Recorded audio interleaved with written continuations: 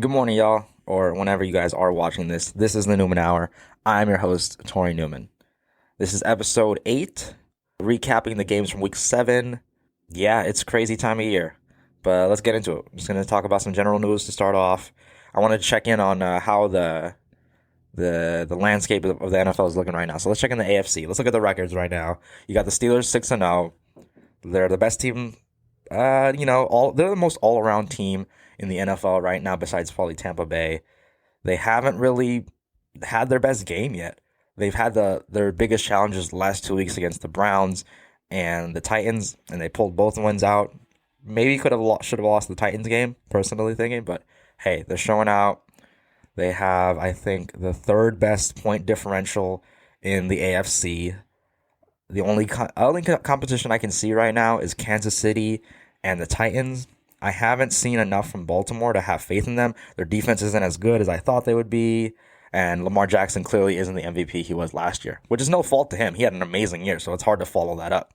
Bills have kind of faltered these last couple weeks, even though they beat the Jets, but they should have beat them handily, only scoring 18 points on all field goals. This offense has definitely fallen off since the first month of the season. Cleveland's been up and down. Indy hasn't been consistent. And then you have the Dolphins, Chargers, Raiders, kind of the middle of the pack, trying to fight to stay competitive in that wild card spot. So it's going to be interesting. It seems like the two teams that will be fighting for, or the three teams, I guess, right now fighting for the top spot are the Chiefs, Steelers, and Titans. This game against the Steelers this week, Steelers and Ravens, is going to be huge. That's going to be huge for the title race and seeding and everything like that, especially with this new seeding and everything like that. So we'll see how that goes. We're rolling over to the NFC. Green Bay and Seattle are top 5-1, but that's just winning percentage wise because they had bye weeks. Both have shown, Seahawks have shown all season that they have no defense.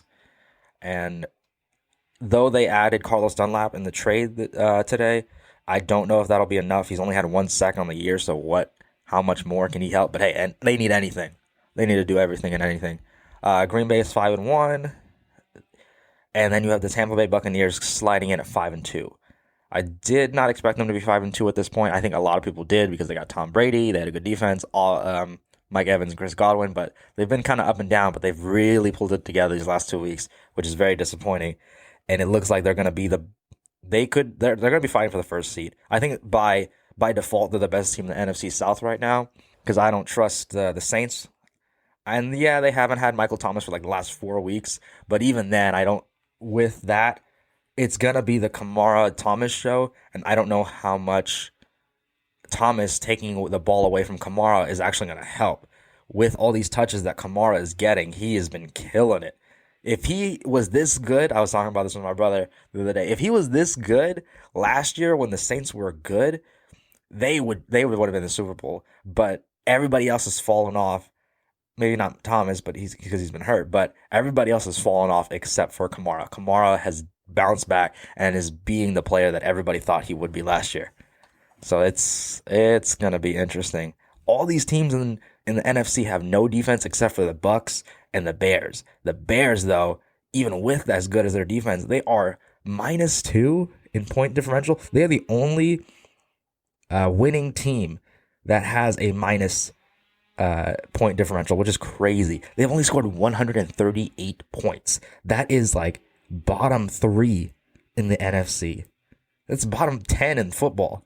That's crazy. That just shows how good their defense is and how lackluster their offense is. And that kind of slides into my next point where I said this if you've been watching, that the defenses aren't as good as they have been in past years.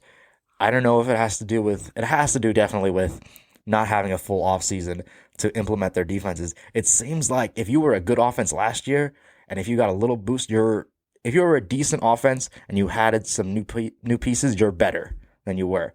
And if you were a good defense, all good defenses have taken a step back. Like all the teams that we thought were going to have good defenses have fallen back. The only one who's kept that is the Steelers. Everybody thought the Titans were going to have a good defense. Ravens are going to have a good defense.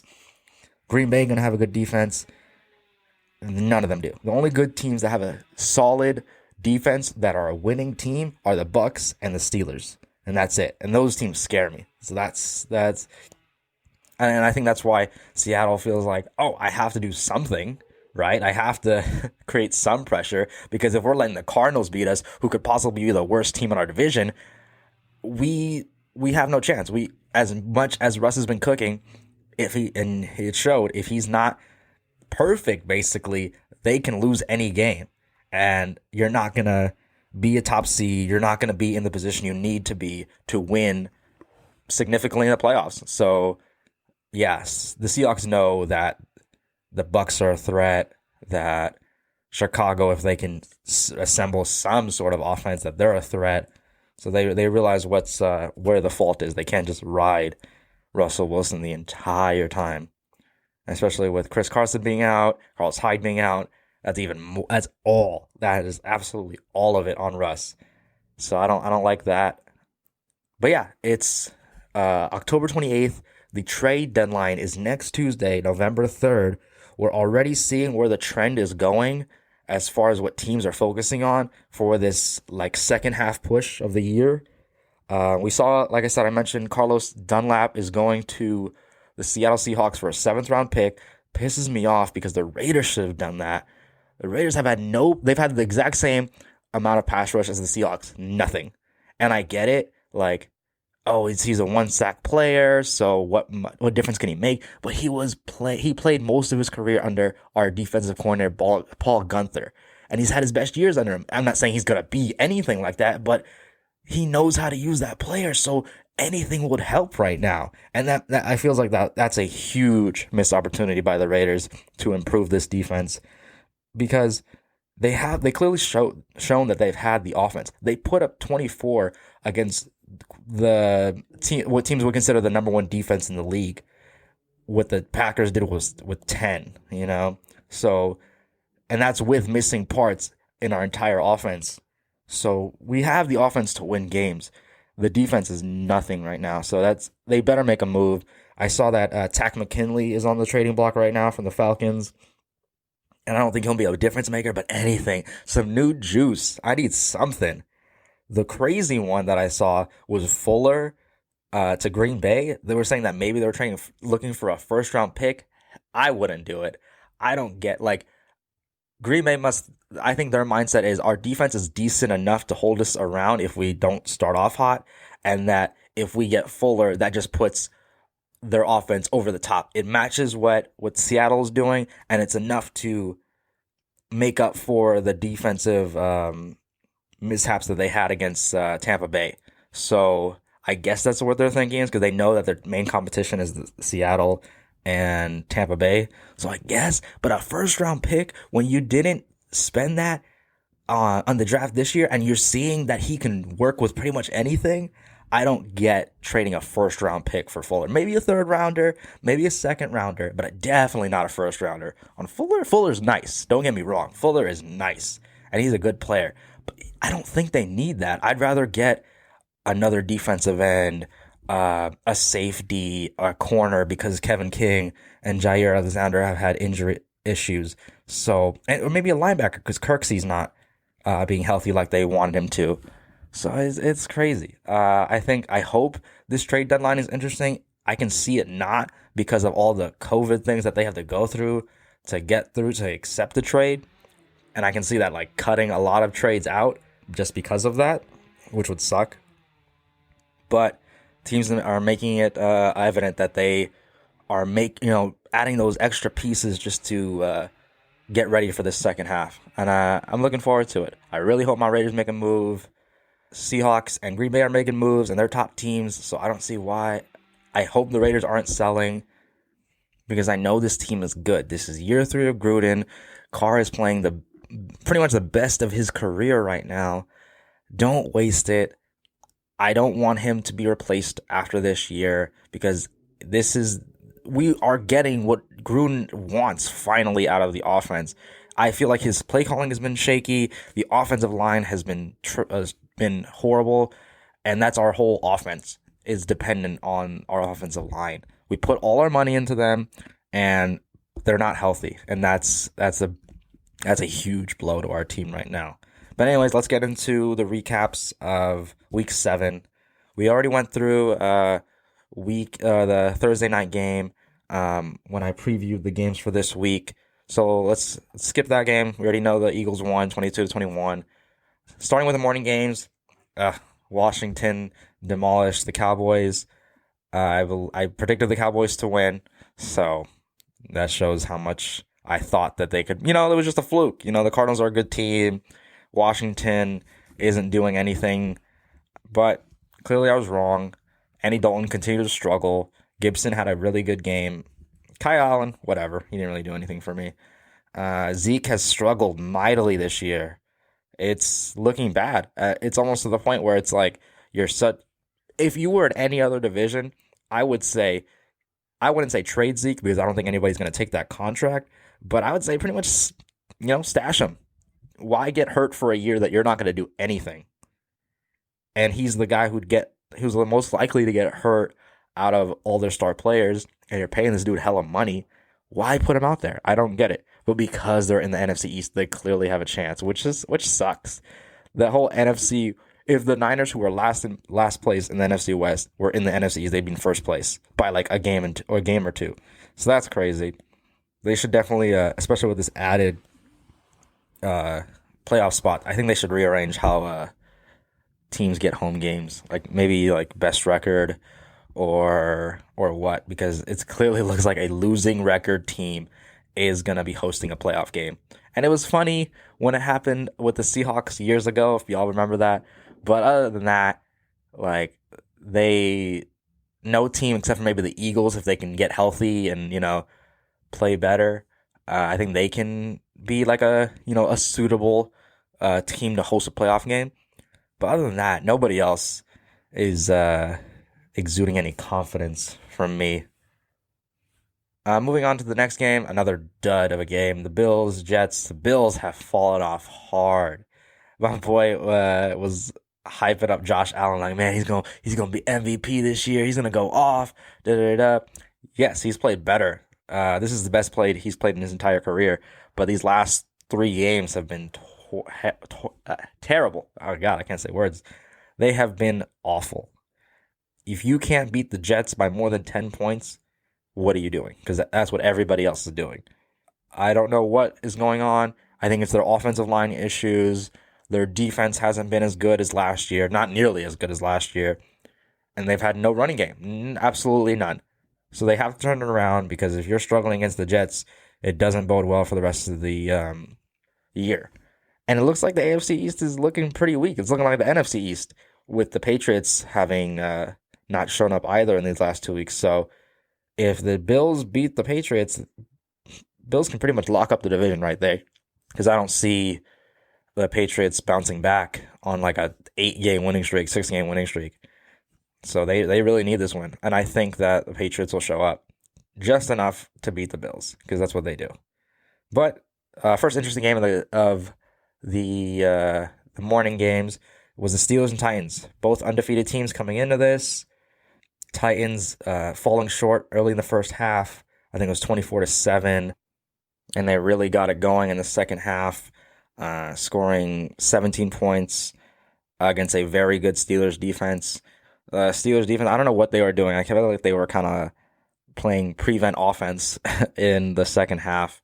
They weren't as aggressive, clearly. I know they didn't feel like they needed to be, because they have a good defense, but especially that last pick that Ben Roethlisberger threw. I know one of them was just a deep shot, I think, at the end of the first half, so I'm not going to hold that against him. But that last pick that he threw in double coverage, I think it was almost triple coverage, made no sense. Like, you're trying to close out a game, I get it, but why do you need to take a deep shot like that? I've seen that actually a lot this year, and it's pretty dumb. There's a lot of questionable decisions this year. I haven't seen this much like analytics implemented into games this much until this year, which is interesting. Then next we have the Panthers and Saints, two middling teams, play hard but not over the top. The Panthers have kind of fallen off, losing this game 24-27 to the Saints. Panthers, have fallen off a bit after losing the first 2, winning 3 straight, and now they've lost 2 in a row now. So it's not looking too good. They really need to bounce back. They are getting Christian McCaffrey back, so if they can have a nice two-headed monster with Davis and with McCaffrey, and they already have a really good receiving core, they should be good. It's just a matter if their defense can hold them in games or keep them in games. Breeze continues to do okay. Their defense has played a little bit better over these last few weeks, but they haven't played really good offenses, so we'll see how they do against like Tampa Bay again, because it's not going to play out how they played in week 1. Kamara had a pretty average game for his standards, 14 for 83. I don't know how many the receiving yards, which he probably got a lot of in that game. Marquez Callaway came through. People thought it'd be Traquan, or Demario Davis, I think his name is, but it was Marquez. Yeah, the undrafted rookie came through and was Breeze's favorite target, getting 8 for 75. But it looks like Thomas. It looks like he's supposed to come back like 3 weeks ago, and it's just another thing after another. We'll see what they do. Kamara's killing it. Do they put Thomas on the market? I don't know, but I still don't think the Saints are gonna compete for the division with Tampa Bay. Tampa Bay is just clearly separating themselves from the rest of the pack. Moving on to the next game, which was a back and forth battle between the Browns and Bengals. Everybody saw that picture early in the game. 0-5 with 1 pick. Baker Mayfield's having a terrible start. Yeah, it's not good, but that's definitely not the worst I've ever seen. And then he came back, I think he had 23 of 23, if I'm not wrong, passing the rest of the game, 5 touchdowns, took over. Granted, it is a Bengals defense that has logged points all year, and that they played already early in the year, but I'm not going to try to take away a lot from Baker. He had a good game, got a win. They're 5-2. Applaud him for that. This is the first game where it feels like he won the game, or he was the reason why they won the game. So, props to him, especially losing your number 2 receiver. That's what LBJ has been at this point. Jarvis Landry is his number 1. And to bounce back like that with, receivers that, aren't household names. Higgins had 6 for 110, and I heard that was the first time this year that a wide receiver has gotten over 100 receiving yards, which is crazy, because you would think that Odell had that with his big game against Dallas, but then again, I remember his big play was an end around, so that was rushing. So it sucks that they lose Odell, but I don't think it's going to hurt their offense that much, because they still have Kareem Hunt. Chubb is coming back. Higgins, if he can keep doing this, and it seems like they have a pretty good rapport, this team should be fine. It's really if their defense can match up what Myles Garrett has been doing. I think he definitely leads the league in sacks. He might almost have double digits to this point, and he's clear front runner for Defensive Player of the Year. So if that secondary can get it together, they're gonna be a good team, and they have been all year. It's just that they have had tough division opponents, and that's as simple as that. Next is the Falcons, man. The Falcons drop another one in Falcons fashion to the Detroit Lions. And let me get this out of the way. A lot of, especially commentators and sports media people, were saying that Todd Gurley blew this game. Yes, granted, yes, it's obvious he should have went down before the goal line. I think I think both teams had that in mind. The Detroit defense was like, we're gonna let him score. Atlanta was like, oh, we're gonna stop so that we can just close out this game. And I get that. I completely understand that. But to say that he was the reason why y'all lost is ridiculous. They had to go 75 at least to get a touchdown to win the game. If your defense cannot stop 75 yards when up to this point, Detroit wasn't doing anything. They scored a touchdown in the first quarter, and then that last touchdown that you allowed. They weren't doing anything, but you couldn't stop them when they needed them most. So I cannot take that on. I cannot put that on Gurley, even though he's on my fantasy team, and I'm glad I took that touchdown because it gave me the win this last week. But I don't think it was his fault. I think it was more on their defense, which has been bad all year, but they couldn't get the stop when they needed it. It's not their offense. Matt Ryan, Julio Jones, Calvin Ridley, that offense is good. It's the defense, in my opinion, that let them down. But of course, you want to put the headline that Gurley, he should have dropped off. He's done it in his career. Yes, he has done it in his career, but he's got infected with that Falcons DNA. And it sucks because I like all those players. I like all those players. Matt Ryan, Julio Jones, Calvin Ridley. Those are all likable dudes. And it sucks. They're like in the same situation as the Texans. Bad defenses are not taking the blame for what the team record is, which doesn't make any sense to me. Speaking of the Texans, they also are just having another bad game. Their defense isn't helping them whatsoever. They lost to the Green Bay Packers, who bounced back from their ugly loss against Tampa Bay, 35-20. But the story of this game was Davante Adams. Adams always has these games. It's like, for me, Davante Adams and Amari Cooper are those players who can just go off for what he had. 13 catches, 196 yards, 2 touchdowns. I can see Amari Cooper doing that. But they don't do it often enough to be considered in the top receivers. Like, I think Adams at this point is higher than Cooper, but they're just not on the D-Hop level. They're not on DK Metcalf level right now. And I think it's just they're not consistent enough. And I think Adams would be up there, but he's gotten hurt this year. And in some game, and they've shown that they can still execute without him, which, it shouldn't hurt his name, but it kind of does, because it shows that Aaron Rodgers can really make receivers out of not as much. I don't want to say nothing, because those receivers aren't nothing, but he can make it work, which kind of makes Adams like an icing on the cake kind of player. I don't know. If he was anywhere else, I don't think he'd be doing this well. And I don't want that to be a knock. I think it's just he fits perfectly in the system. And that shouldn't be a knock, but I think that's the truth. There's some players that can play in any system and do well, and then there's some who need to be in specific systems. And there's only a couple dudes who can play anywhere. And that's no fault to him. But moving along, my Raiders, if you look at the box score, yes, they got blown out 45-20. But if you actually watch the game, you would know that up until the fourth quarter, they were right there with Tampa Bay. I think it was 24-20. I think the turnover in their own territory and then their defense not doing anything was the downfall. They were playing right there with them against the number one defense, with their offensive line not being there all week. And I know I'm painting excuses and stuff, whatever, but this team was right there with them, with one of the best teams in the NFC or in football in general. So it gives me some confidence that the Raiders are still a good team, but none. At the end of the day, a loss is a loss. We're 3-3 at this point. I like the team.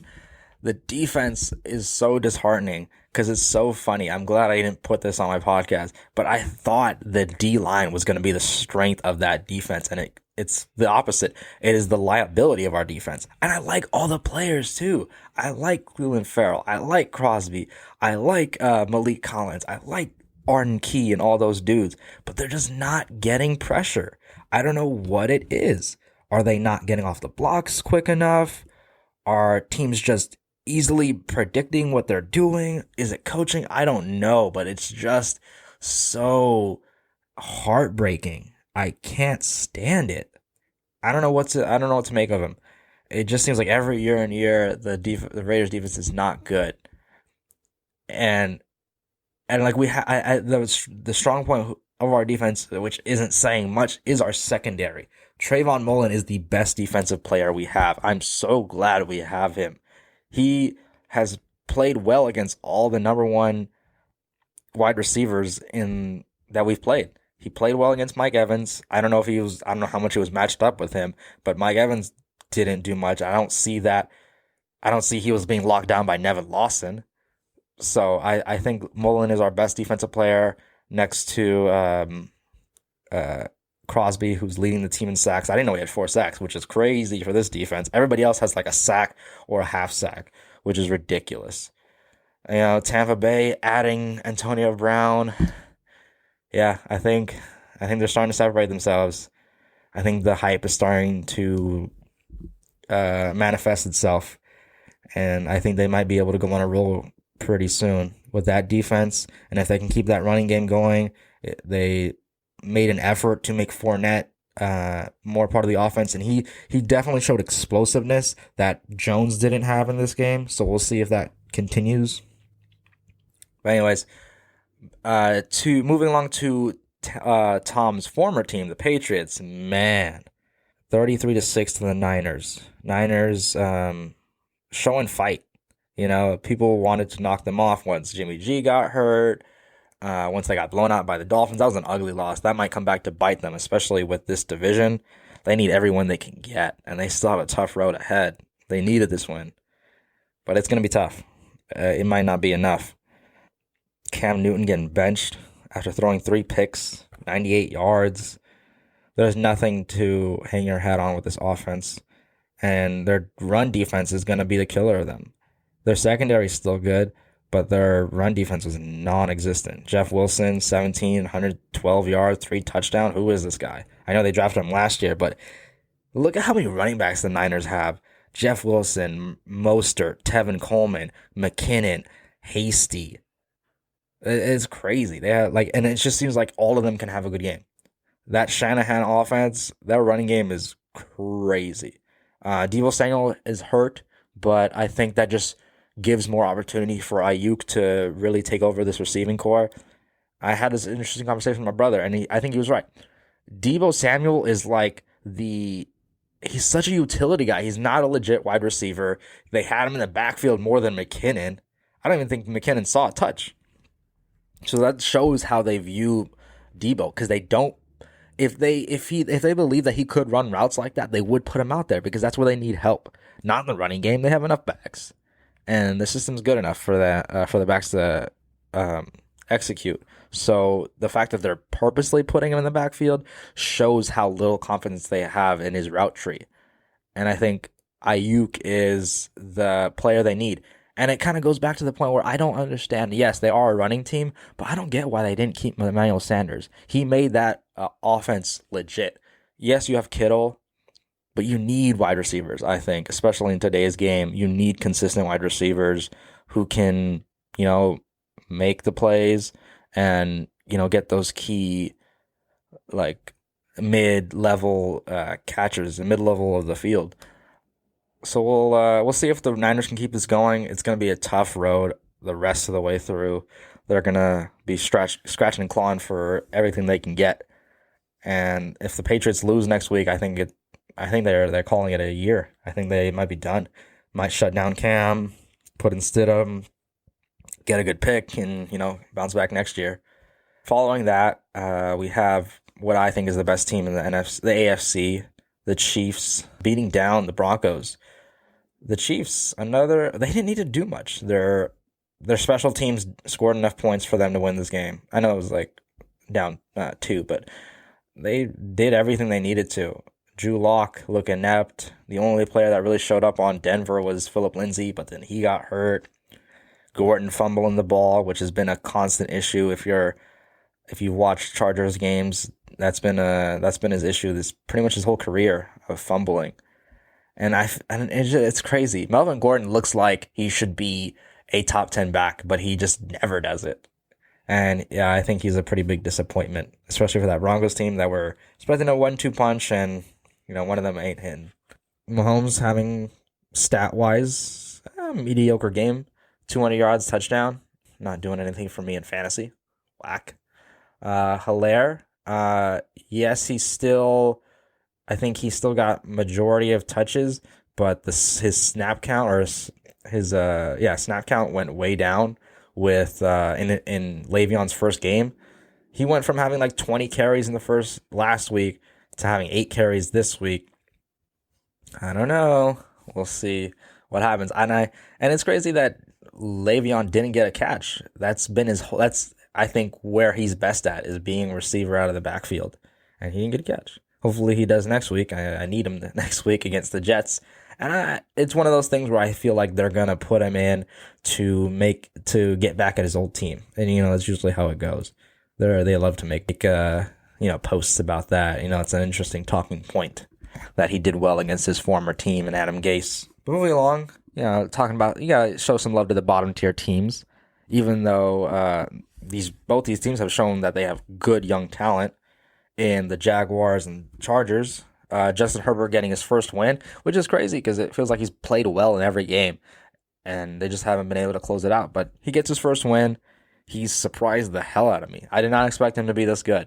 And we'll see if he can, continue to do that, because we've seen plenty of quarterbacks who are rookies come in, play well, and then have a sophomore slump and, continue to struggle, whether it be injuries or system or teams in their own division.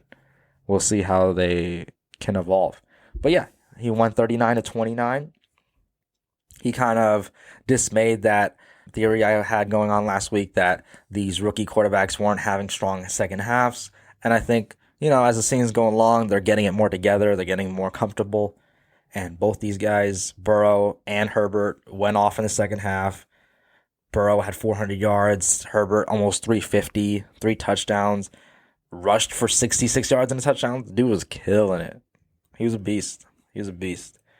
Jaguars, again, not showing enough offense to win the game.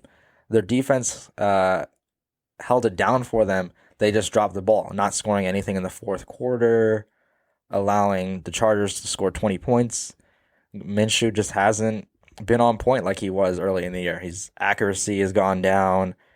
He targeted DJ Chark 7 times, who was his number 1 receiver. Didn't get anything. He got 1 catch. Luckily, Robinson went off. He's had a couple bad games, so he kind of picked up the slack, but it wasn't enough to get the win. And that's 6 in a row lost for Jaguars.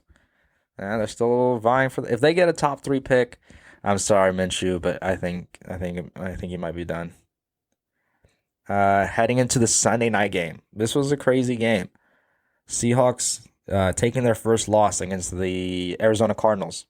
Arizona coming off a big win against Dallas. I did not think that I thought their defense was going to get blown out against the Seahawks. I know the Seahawks have no defense either, but I did not expect the Cardinals offense to bounce back the way they did. Because they had, yes, they won big, but they were very unimpressive against the Dallas, in my opinion, considering how good Dallas's defense has been. But, it looks like Seahawks and Cowboys have the same defense. Both teams weren't getting any pressure against these quarterbacks. It really came down to who made that big play when it mattered most, and that's what the Cardinals did.